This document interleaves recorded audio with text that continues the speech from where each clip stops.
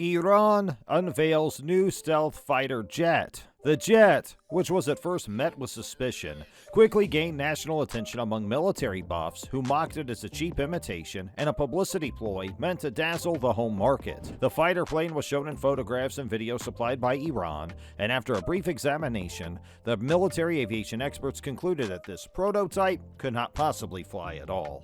To even be considered a fourth-generation jet, the single-engine aircraft was too small and riddled with design problems to be of any use. Experts came to the conclusion that qaher 313 appeared more like a prop from a movie than a modern jet fighter. How deadly is Iran's fifth-generation fighter jet, which aims to compete with the F-35 and F-22 Raptors of the US? Let's find out. Hey guys, welcome back to Future Warplanes, where we tell you about all the military warplanes and vehicles that you need to know about. So please stay tuned till the end of our video so you don't miss out on any information. And before we begin, make sure you subscribe to our channel and click on the bell icon so you don't miss out on any of our amazing videos in the future. The Air Force of the Islamic Republic of Iran is equipped with very old aircraft such as F-14 Tomcats, F-5 Tigers, and F-4 Phantoms that are 40 years old. Prior to the 1979 Iranian Revolution, when Iran was still an ally, the U.S. sold the Shah these formerly elite and superior fighters. These aircraft, which the U.S. and its other importers mainly abandoned, continue to be a staple of the Iranian Air Force.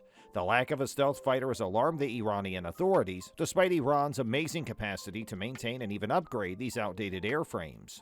Iran presented its own version of a stealth fighter several years ago in an effort to make up for its outdated, underdeveloped fleet and project a stronger image. The qaher Conqueror 313's two public appearances in the previous 10 years proved the stealth fighter was nothing more than a fabrication created for publicity. Former Iranian President Mahmoud Ahmadinejad originally unveiled a mock-up of the qaher 313 in February 2013. The aircraft's design was apparently handled by the Aviation Industries Organization of the Defense Ministry of Iran.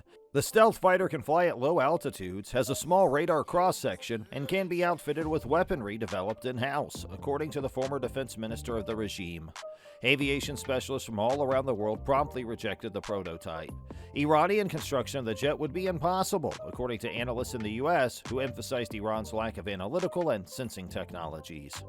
The frame of the prototype was so tiny that it couldn't even hold a pilot, let alone any armaments. In actuality, it wouldn't be able to put an engine tiny enough to power the fighter and the size of the aircraft. An exhaust nozzle is missing from the Conqueror's engine's exhaust duct, claims David Cinciotti, editor of the website The Aviationist. Any deployment of an afterburner would therefore almost certainly ignite the entire airframe in an instant. Additionally, according to the technical details released during the jet's deployment, the fighter was capable of transporting two 2,000-pound bombs and at least 6 air-to-air missiles. The claim is ridiculous, though, considering the qaher 313 didn't seem to have an internal weapons bay. Conqueror's composition was further revealed by a scale model that was constructed soon after the jet's introduction. Alfred Wong, who created the template for the model, found that they, speaking of Iran, actually hacked apart an old MiG-17's wings for it. The wings have a very characteristic plane shape. A wing shape that is obviously antique from the 1950s could never be used on a current design.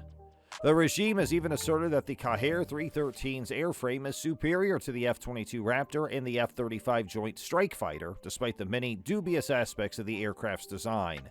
Iran's leadership has maintained the reality of its cherished fifth-generation stealth fighter. The fighter, however, never materialized. A few years later, in 2018, Iran presented its indigenous Qaher fighter plane, and the same tale was played out. As soon as they saw the Qaher, American aviation experts regarded it as a poor imitation of an extremely dated American jet created in the 1970s. Iranian propaganda efforts at home benefit from its fictitious presentations of aircraft development.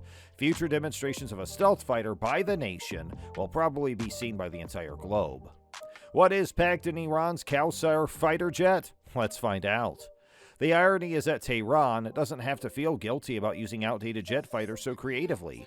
Iranian fighter pilots engaged in one of the fiercest air battles in recent memory to defend their homeland during the 9-year conflict between Iran and Iraq in the 1980s. Reports surfaced about the Iranian fighter known as Sequoia, also known as Thunderbolt, in February 2017. The Sequoia is advertised as being the first Iranian jet fighter to enter active service. In a few years, the qaher, a state-of-the-art two-seat fighter jet, will once more make headlines. It'll be 100% indigenously built, yet it has the same appearance as a two-seat F-35 Tiger II jet. When compared to the Sequoia, which includes airframe improvements including widened strakes and twin vertical tail stabilizers, it is actually far less than original. The qaher doesn't seem to differ externally from the F-5F. How was this jet even deserving of the photo opportunity for Iranian Defense Industry Day with Iranian President Hassan Rouhani seated in the instructor seat? Actually, there is a plan to construct a qaher sophisticated jet trainer that is capable of battle. Simply put, it wasn't the plane that was on exhibit that summer. According to Iranian aviation specialist Babek Taghvi, the qaher may simply be an avionics testbed, a standard F-5F modified with new avionics said to be of Chinese origin, ultimately destined for use in the Sequoia fighter, and then spruced up with a fresh coat of dazzling paint for the photo op. The Azargrakh, Iran's initial attempt to reverse engineer the F-5 in the 1990s, may be directly related to the test platform utilized today. This was due to the fact that the real qaher 88 wasn't yet ready. The development of a qaher 88 trainer that could also be used for light attacks was announced by Iran back in 2013. A prototype was shown in a video being tested in a cab in 2017. The prototype is a separate, considerably shorter aircraft, even though it was inspired by the F-5. It's interesting that it looks remarkably like the Taiwanese AIDC AT-3 jet trainer. There are few details, but it appears that the real qaher 88 would include a computerized glass cockpit with 3 multifunction screens and 2 J8513 turbojet engines that were reverse engineered from the F-5. According to the European Defense Review, 16 locally produced qaher 88s will take over the training functions currently performed by the more powerful Sequoia jets over the next 10 years. Iran will make an effort to purchase more J85 engines on the black market, but if that fails, it'll cannibalize the parts from 12 older F-5A and B model aircraft. Tehran's apparently planning to restore further rusted-out F-5E and F-5F airframes in order to deploy 50 single-seat Sequoia 1 aircraft and 14 two-seat Sequoia 2 fighters. Iran may also try to purchase Chinese JL-10, also known as the L-15 Falcon, or Russian Yak-130 supersonic trainers, depending on the state of international sanctions.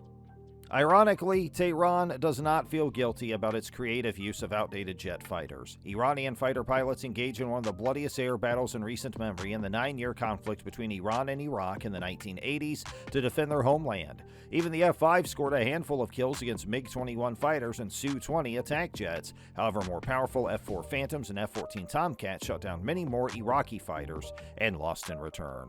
And that ends our episode for today. We hope you enjoyed the video. Please subscribe and leave a comment down below your thoughts, and don't forget to like our video, and we'll see you next time. Thanks for watching.